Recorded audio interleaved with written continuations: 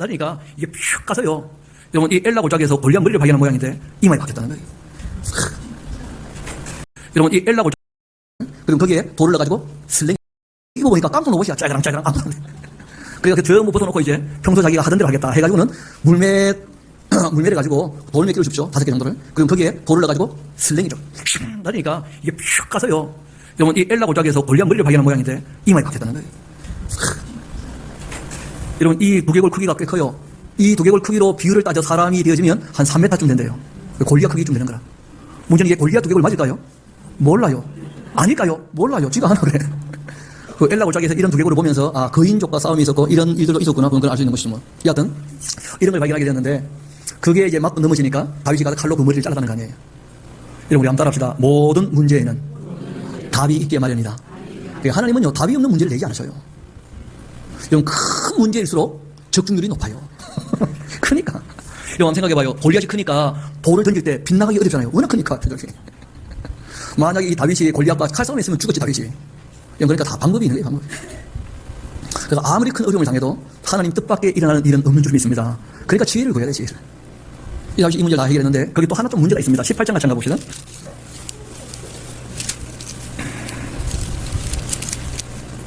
아, 17장 같이 가봅시다. 거기 보면 제가 한번 읽어드릴게요. 54절을 읽어드릴 텐데 뭐 좀 잘못된 게 하나 있어요. 17장 54절. 다윗은 그 블레셋 사람의 머리를 예루살렘으로 가져가고 갑주는 자기 장막에 두었다. 읽었는데 뭐 좀 이상한 거 보이십니까? 뭐가 보이시죠? 예? 이때는 예루살렘이라는 곳이 있었어요, 없었어요? 그러니까 역사가가 다윗 얘기를 듣다 보니까 자기도 모르게 다윗 하니까 예루살렘이 기록된 거야. 실제로 골리앗 머리를 어디로 가져갔는지 알아요, 몰라요? 없는 거예요, 모르는 거예요, 우리가. 예루살렘이 아닌 것은 확실해요. 왜냐면 예루살렘은 이후에 다윗이 세웠잖아요, 예루살렘은. 왕이 되어서. 그러니까 제가 왜 이 문제를 굳이 이렇게 말씀드리냐면 성경에 지명이나 아니면 인명이나 아니면 숫자나 이런 데는 오기들이 강간하고 있다는 거예요. 우리가 성경이 무오하다라고 할 때, 오류가 없다고 할 때는 전제가 있어요. 우리 한번 갑시다. 신앙과 생활에 있어서 정확무오하며 유일한 법칙이다. 그러니까 내용으로서는요, 전혀 문제가 없지만 간혹 이렇게 옮겨 적거나 아니면 누가 이렇게 이야기를 기록할 때 이런 정도의 오류는 종종 보여요, 종종. 이것도 열심히 찾는 사람들이 있습니다. 독일 사람들인데요. 독일 사람들이 다 찾아봤어요. 그렇게 해가지고 이제 A4 용지 한 서너 장쯤 되어져요. 근데 그 사람들 찾은 것 중에 이 예루살렘은 못 찾았던 것 같더라고. 그 자기들도 다윗하니까 그냥 예루살렘이었던 거지. 여하튼 그런 식으로 성실히 찾았다고. 그거 다 찾아놓고 난 다음에 결론이 났어요. 우리의 신앙이나 생활에 문제가 될 만한 것은 전혀 없더라고요. 사람 이름이나 지명이나 아니면 숫자에 대해서, 왜냐하면 이 당시에는 아라비아 숫자가 없었잖아요. 그러다 보니까 이제 알파벳으로 숫자를 나타내다 보니까 숫자에 오류가 좀 있는 거예요. 그래서 고대 사본과 이후의 사본, 그러니까 바빌론 가기 전과 갔다 온 다음 이 개념이, 그러니까 수치의 개념이 달라지는 거예요, 단위가. 그러다 보니까 숫자에 대한 오류들이 생기는 거예요. 뭐 그런 일들은 얼마든지 있는 거죠. 그런 걸 정도 염두에 두고 보셔야 돼요. 좀 역대기를 보면요, 아버지가 40에 돌아가셨어. 근데 막내 아들이 왕이 되었는데 42살에 왕이 되었어요. 아버지보다 2살 많죠. 열왕기에는 이미 기록이 되어 있어요. 22살에 왕이 됐어요. 근데 언젠가 옹기 적으면서 누가 실수를 한 거야, 42살로. 근데 그런 것도 안 고쳐 잡았어요. 밑에다 풋노트를 달아놨다고. 더 이상 손대면 어떻게 될지 몰라. 함부로 할까봐. 그래서 틀린 걸 다 알지만 일부러 틀린 대로 가만 놔뒀어요. 손대지 않는 게 제일 좋겠다. 이런 것들 읽을 때 혹시 문제가 생길지 모르니까 밑에다가 어떻게 해요? 고쳐 잡아놓자. 그래서 여러분들 성경을 보면 밑에 숫자가 있고 적어놓은 게 꽤 있어요. 그런 정도 생각하시면 되고, 관로는 뺄 수도 넣을 수도 없을 때 관로 정도가 있는 거예요, 관로가. 그리고 뭐 없음도 있죠, 없음. 이건 뭐냐면 원래는 있는 줄 알고 적었었다고. 왜냐하면 어떤 사본을 보니까 다 있더라고. 근데 더 오래된 사본을 보니까 오래된 사본이 원본하고 가까울 거 아니에요. 그 사본은 없더라고 보니까. 그러니까 원본에 없는 게 너무나 확실해. 그런데 뭐가 더 붙었느냐 하면 설명이 조금 붙은 거라. 그러니까 내용하고는 아무 상관없어요. 뭐가 좀 붙었다고요? 왜냐하면 시간이 지나면서 역사가 이만큼 쌓이게 되어지니까 시대적 배경이 너무 달라. 그러니까 그냥 그 문구만 가지고는 뜻을 파악하기가 어려울 때 누가 한두 마디 이렇게 더 적어놓는 경우도 있어요. 근데 그런 것들을 다시 연구해보니까 원래는 없던 건데 갖다 붙었다고. 그런 것들은 이제 이미 장기를 다 나눠놓고 난 다음에 더 고대 사본을 발견했거든요. 그러다 보니까 이거는 뭐 뺄 수도 없고 넣을 수도 없고, 그러니까 절은 그대로 두고, 그리고는 없다. 그런데 밑에다 적어놨어요. 어떤 사본에는 이렇게 붙어 있다. 근데 이걸 넣어봤자 내용은 똑같다. 뭐 그런 거예요. 그 다음에 끄끔새가 있어요, 끄끔새. 끄끔새는 중조가 전혀 다른 겁니다. 끄끔새라고 하는 것은 어떤 것이냐면 이미 그 책이 한번 완결이 되었어요. 근데 시간이 지나면서 이 책에 대하여 문제가 있게 된 거야. 왜냐하면 마무리가 명확지 않아가지고. 아니면 그 내용이 빠진 것처럼 보여가지고 이해가 잘 안 되어져. 그럴 때는 합당한 권위가 있는 사람들이 더 첨언에 넣는 경우도 있어요. 그때 끄끔새가 있어요. 쉽게 말하면 마가복음 16장에 보면 끄끔새가 크게 있습니다. 우리 한번 같이 가볼까요?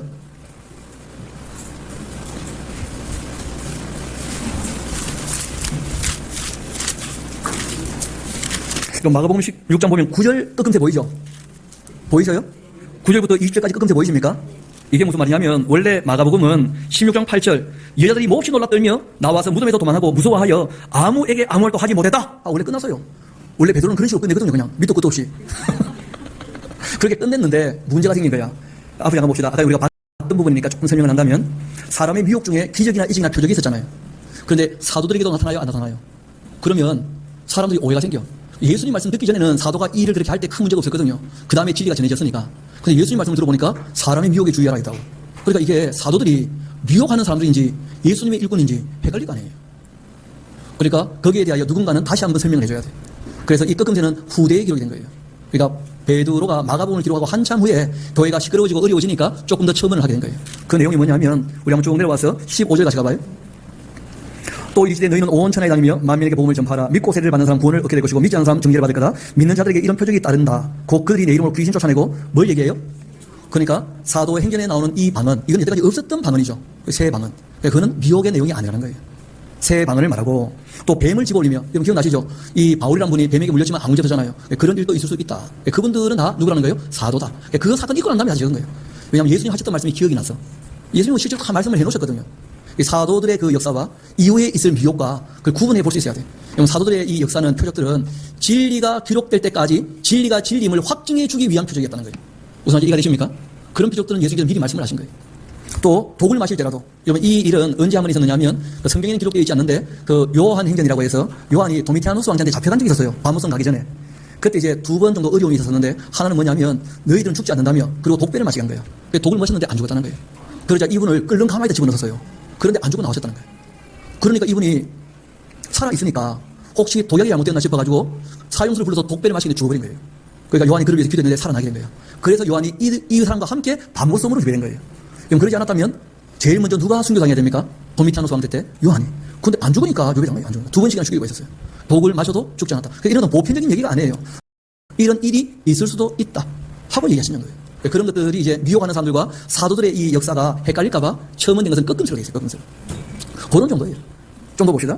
또 해를 받지 않으며 병든 사람에게 손을 얹는 적 어떻게 해요? 그런 일도 종종 있었죠. 베드로나 바울은 손을 얹으니까 낫기도 하고. 그렇지 않습니까? 보블리오의 장인 같은 경우 나았지 않습니까? 또 그 섬에, 반모라는 섬에, 반모가 아니죠? 어디입니까? 섬 이름이 기억이 안 나.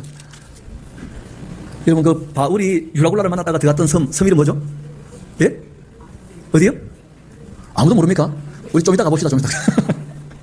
갑자기 그 섬 이름이 생각이 안 나.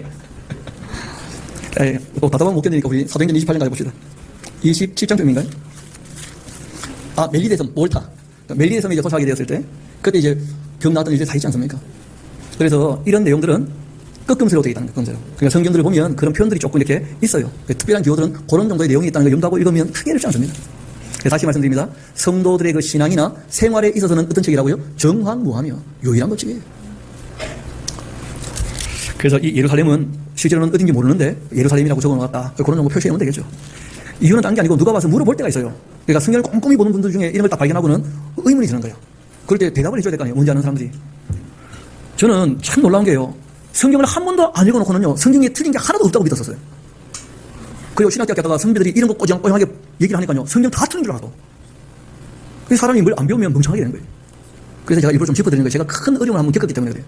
신앙 전체가 흔들리더라고. 성경 틀렸다고 하니까 내가 믿는 신앙 전체가 흔들리는 거예요. 내 신앙은 성경 위에 기반하고 있는데 성경이 틀렸다고 하니까. 근데 짚어보니까 진짜 틀렸더라고. 그런데 조금 더 공부해보니까 그건 틀릴만 해. 옮겨졌다고 그렇게 실수할 수 있지 그래. 사람이 기자인데. 성령님은 저자치고. 아무 문제가 없더라고 보니까. 그래서 어설프게 하면 문제가 생기니까 그런 거 좀 짚어주시라고 말씀을 드린 겁니다. 자, 우리 그 다음 이야기 좀 더 봅시다. 18장부터 우리 좀 보려고 하는데 앞으로 한번 봅시다. 여러분 다윗이 이렇게 블레셋을 승리하고 난 다음에 돌아오게 되어지자 하여튼 죄송한데요. 아줌마들이 문제라. 아줌마들이 또 이상한 노래를 만들어 부르기 시작하는 거예요. 사울은 천천히요 다윗은 만만이다. 그런 노래 부르면 안 됩니다. 여러분 혹시 뭐 이 설교 중에 누가 부목사님이 뭐 설교 대박을 한번 쳤다.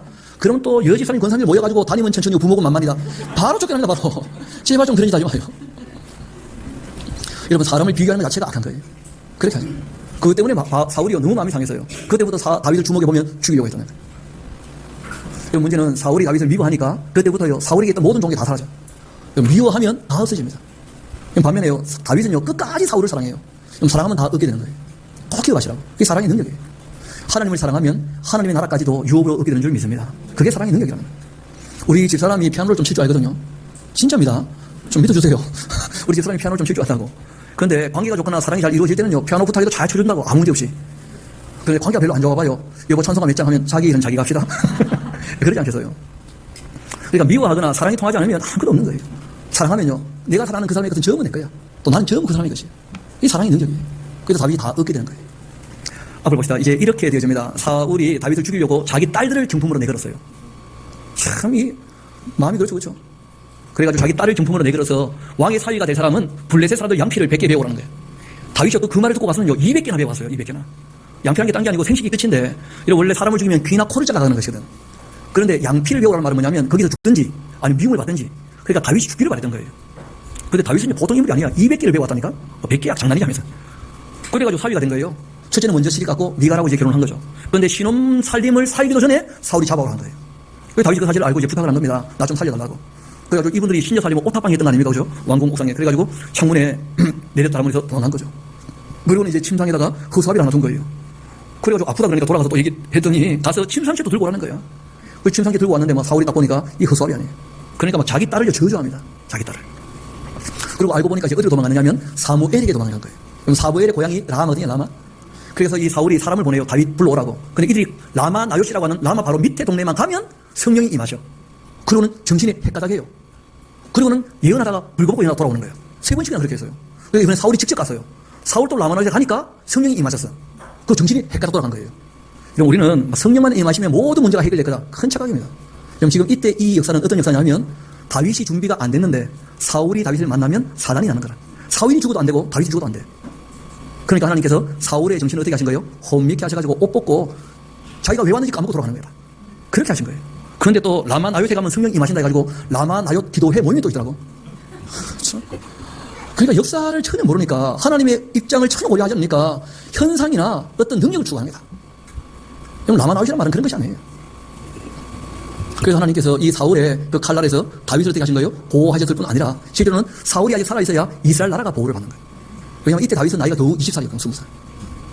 여러분 아버지를 이어서 왕이 된다면 20살이 왕이 될 수 있어요. 그러나 나라를 다시 세우려고 한다면 20살은 안 돼. 적어도 30 넘어야지. 그렇게 해서 이제 이 다윗이 그 라마나요트에 갔다가 사울에게 그런 일이 있는 줄 알고 다시 이제 기브아 쪽으로 와요. 와서 요나단 형님을 만납니다. 요나단을 만나서 얘기를 해요. 당신 아버지가 나를 죽이려고 하는데 어떻게 하면 좋겠는가? 그 요나단은 우리 아버지 그럴 뿐이 아니라 뭐 마음이 급하게 상했겠지. 곧 괜찮아질 거야. 그래서 약속을 한 거예요. 어떻게 약속을 했느냐면 내가 그러면 한 가지 제안을 하겠습니다. 당신 아버지에게 내가 다윗이 고향 마을에 갔다 제사하기 위하여 그래서 그걸 곧이곧대로 받아들이면 제가 곧 돌아오겠습니다.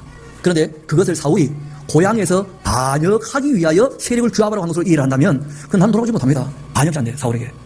그러니까 내가 고향 마을에 간다 하는 얘기를 한번 해보셔서 그것을 고향에 갔다 오는구나 정도로 이해한다면 좋은데 그걸 반역으로 이해하고 있다면 어쩔 수 없습니다.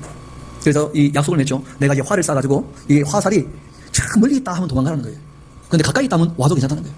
그렇게 다 이 암호를 짜고는 이 요나단이 사울을 만났죠. 아침마다 함께 식사하면서 회의를 하거든요, 보통.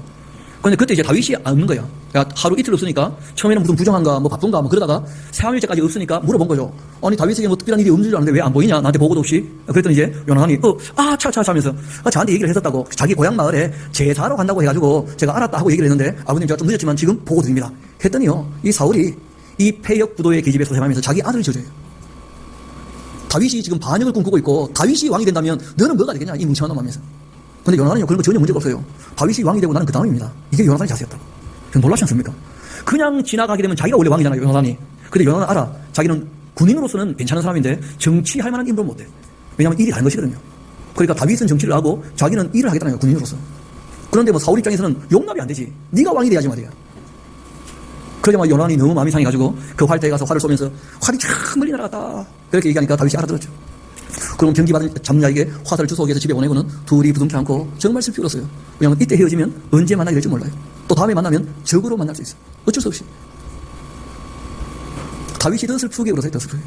그리고 이제 왕궁을 향해 떠났던데 3번 절을 해요. 그러니까 사울은 자기를 죽이려고 해도 자기는 여전히 사울의 신하라는 거예요. 이게 다윗의 자세였어요. 하나님이 기름 부어 세우신 사람을 내 손으로 치지 않는다. 이게 다윗의 신조였어요. 하나님이 다윗을 참 사랑했던 이유 중에 하나는 뭐냐면 성실한 사람이었다는 거예요. 한 번 마음에 딱 정해놓으면 바뀌지 않는 사람이에요. 진짜 믿을 만한 사람이에요. 그리고는 자기가 사울을 죽일 만한 기회를 2번 넘게 얻거든요. 그런데 그럴 때마다 죽이지 않았다는 거예요. 이게 다윗의 능력이었어요. 성경 말씀 그대로 원수를 사랑한 사람이 누구였냐면 다윗이었어요. 다윗. 그래서 사울이 다윗을 만나서 살려줄 때마다 울면서 고마워합니다. 그리고 또 좀 이따가 죽이러 또 오고 그래요. 사울도 참 웃기는 사람이다. 고맙다면서 또 죽이러 오고. 그랬던 일이 있었어요. 다윗이 이렇게 도망간 이 망명의 세월이 무려 10년 세월인데 앞으로 한번 봅시다. 여러분 이 길을 10년 동안 도망다녔어요. 아달람 굴로 해가지고 처음에는 뭐 어디까지 도망가냐면 모압 미스베. 왜냐면 모압이라는 곳에 자기 외증조 할머니 누가 있어요? 루스의 고향이에요. 루스. 그러니까 실제로는 천수 따져도 너무 먼데 근데 워낙 밀부 죽고 있었으니까 거기까지 간 거야. 그때 이제 가시 나타나서 한마디 하죠. 아니 당신이 이스라엘의 왕이 될 사람인데 지금 하나님이 가지 말라고 했던 모압에 와 있으면 어떡하냐. 빨리 돌아가라. 그래서 또 혼나고 또 돌아와요. 그래가지고 유다 광야를 또 헤매고 이러면 문제는 다윗이 이때 정치가 무엇인지를 배워요. 정치는 서비스업이야. 그러니까 백성들의 생명과 백성들의 재산을 보호해주면 백성들이 세금을 내어서 정치하는 사람이 먹고 사는 거예요. 이걸 명확히 인식을 해요. 그러니까 왕은 군림하는 사람이 아니고 뭐라는 거예요? 서비스맨이에요. 백성을 위하여 왕이 있는 거예요. 이걸 명확히 배웁니다. 이분이. 게다가 20살 도망나왔는데요. 사울에게서 함께 살 수 없는 빚진 자, 환난당한 자, 사울에게 죽을 수밖에 없는 그런 반역자들 전부 다윗을 따라 나선 거예요. 근데 여러분 그 숫자가 무려 400명이 되었어요. 근데 여러분 한번 물어봅시다. 그들이 무슨 주방이 있습니까? 아니면 다윗이 쌀이 있습니까? 게다가 이 사람들이 도망쳐 나오면서 뭐 들고 왔습니까? 빈손으로 왔습니까? 아니 뭐 들고 올 만한 사람들이 왔겠습니까? 그러니까 할 것 없이 다윗만 말하고 모인 사람들이 400명이에요. 그러면 다 건장한 남자들인데 그 또래쯤 되어지는 여자들, 애들 다 치면요 1000명 가까이 다윗이 먹여 살려야 돼. 나이는 20살이야. 근데 다윗은 가진 게 아무것도 없어요. 그러니까 다윗이 그때부터는 완전히 자기의 사적인 생활을 포기해버립니다. 그리고는 공적인 삶을 위해서 애쓰는데 어떻게 하느냐면 그 유명한 부자들 있지 않습니까? 곳곳에 다. 그러니까 그 부자들을 일부러 도와줘요. 도와달라고 안 했는데.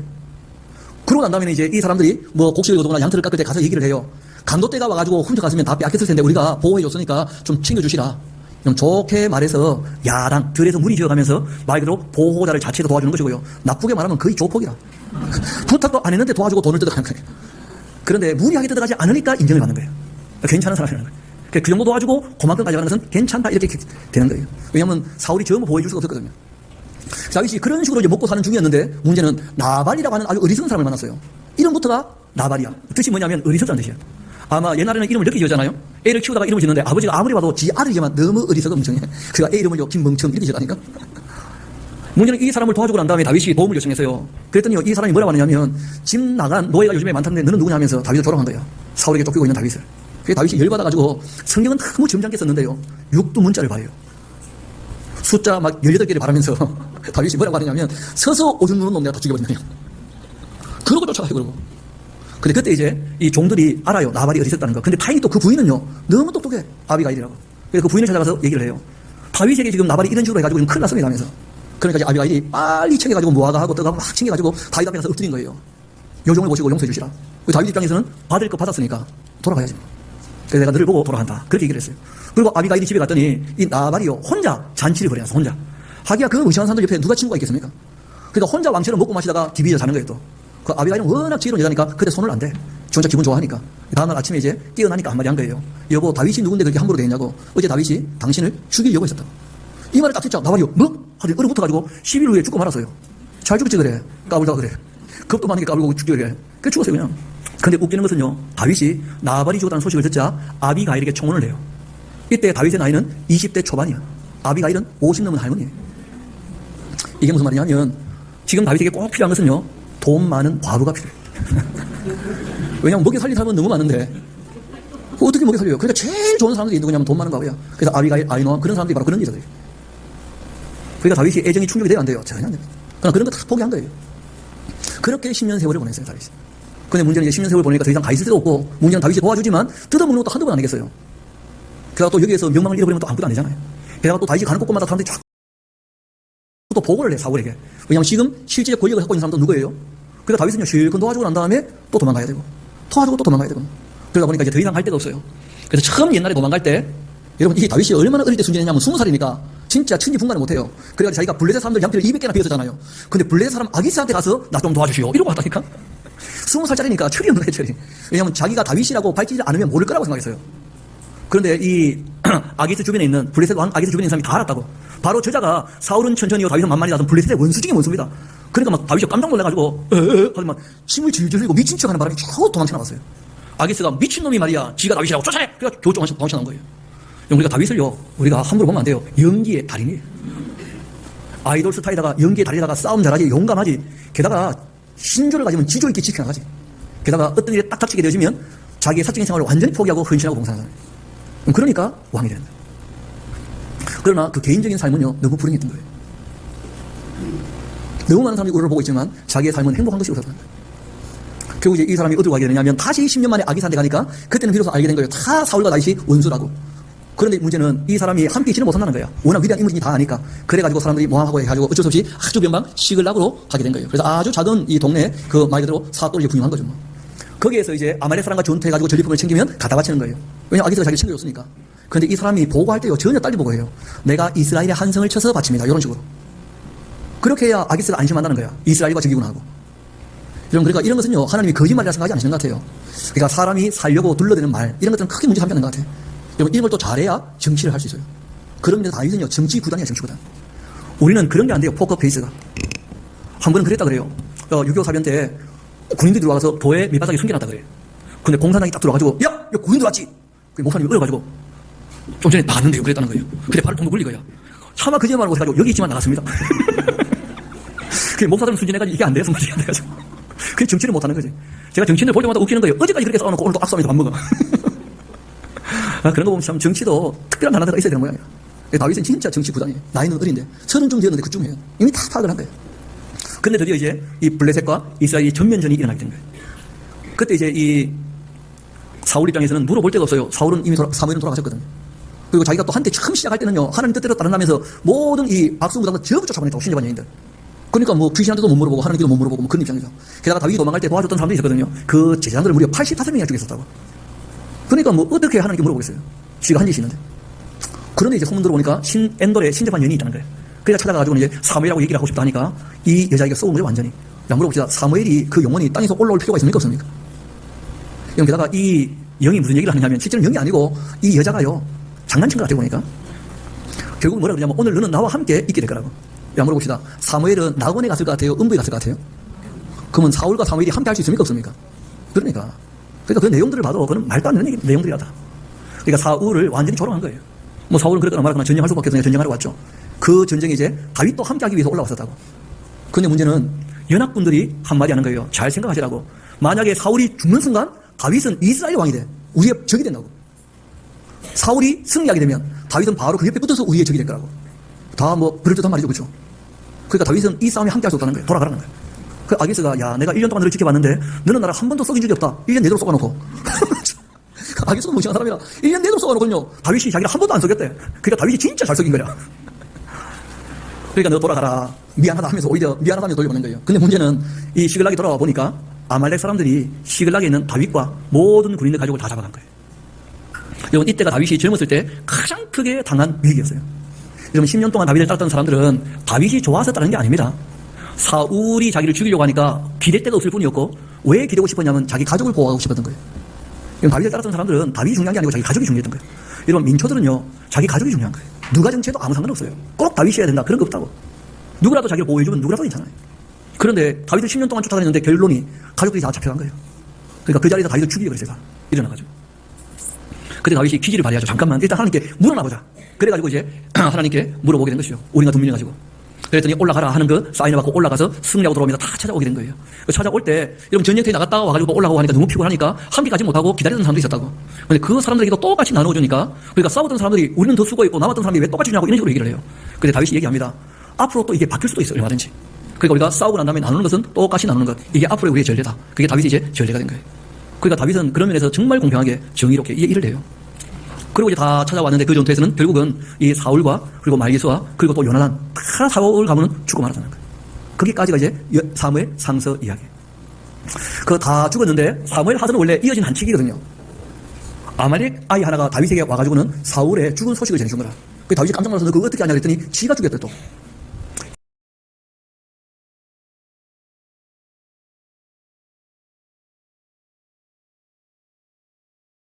여러분에게 까불다가 죽습니다. 여러분, 아말렉 사람이 다윗이 누군지를 몰랐던 거예요. 다윗과 사울이 원수라고 알고 얘기를 그렇게 꺼낸 거야. 어쩌다 보니까 사울의 왕관을 이렇게 어떻게 얻었던 모양인데, 여러분, 보통 사람은요, 너무 귀한 물건 갖고 있으면 발도 못해요. 그렇지 않습니까? 그러니까 이걸 가지고 고민을 했던 거죠. 그래서 다윗에게 가서 사울이 죽었는데 내가 죽였다 그러면 더 큰 포상을 하지 않겠나. 이런 기대 가지고 찾아간 거예요. 그런데 또 그냥 죽였다 그러면 이스라엘 백성이 또 그러니까 뭐라고 했느냐면 사울이 죽여달라 그래가지고 보니까 도무지 살 수 없을 것 같아서 내가 죽였노라고. 거짓말이었죠. 그래서 다윗이 그 말을 딱 듣자, 아니 할례 없는 자가 말이야 하나님께서 기름 부음 받아서 세웠던 왕을 죽여? 여봐라, 걔 아무도 없느냐? 항상 있죠, 옆에. 그래가지고는 죽여버린 거예요. 그리고 이제 다윗이 물어봐요. 하나님, 이제 이때가 제가 왕이 될 때입니까? 물어봤더니 하나님 아직 아니라는 거예요. 내가 아직 왕이 되려면 좀 더 기다려야 되니까 한 지파를 먼저 통치해봐라. 그래서 유다 지파의 왕이 되는 거예요. 그러니까 다윗은 유다 지파의 왕이 되었고,